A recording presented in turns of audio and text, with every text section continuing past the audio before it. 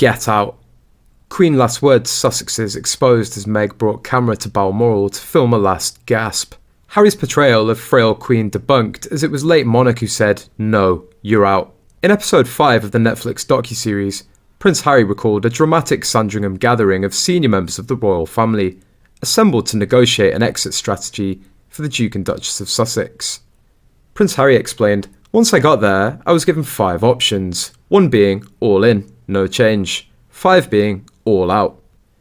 I chose option 3 in the meeting, half in, half out, have our own jobs but also work in support of the Queen."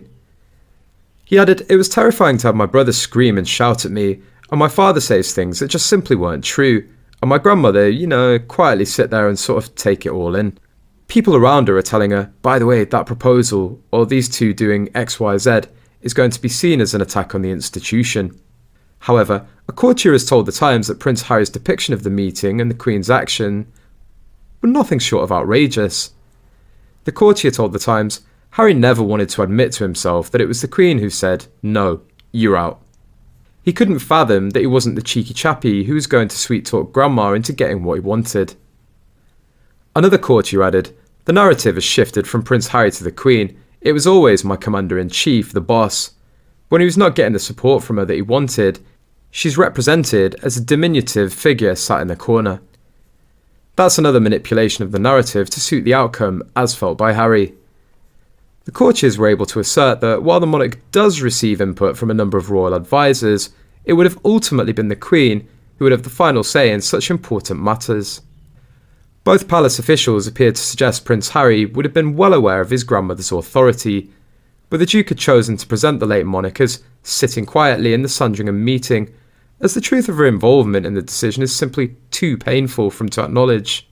One courtier explained, "Advisors made recommendations to Her Majesty, but there was only one person making the decisions. To look the truth squarely in the eyes, to realise your relationship has been damaged, and to know it was his commander-in-chief who decided he couldn't have the half-in, half-out role that he wanted, is probably too painful to accept." Meghan also wanted to go to Balmoral when the Queen was dying, so that she could take pictures. The courtiers also confirmed that Meghan's intention to bring a camera to the palace to record the scene of the dying Queen is true. She used the excuse that she wanted to record this historic moment.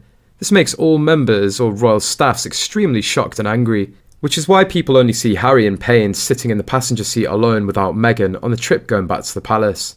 The courtiers also insist the Queen's last words to Meghan also show no forgiveness. She's not welcome.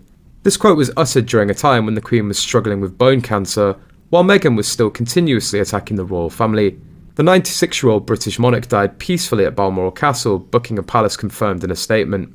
Senior royals rushed to Aberdeenshire ahead of her death, where they were expected to stay overnight, with 37-year-old grandson Harry pictured arriving separately, reportedly missing seeing his grandmother before she passed away.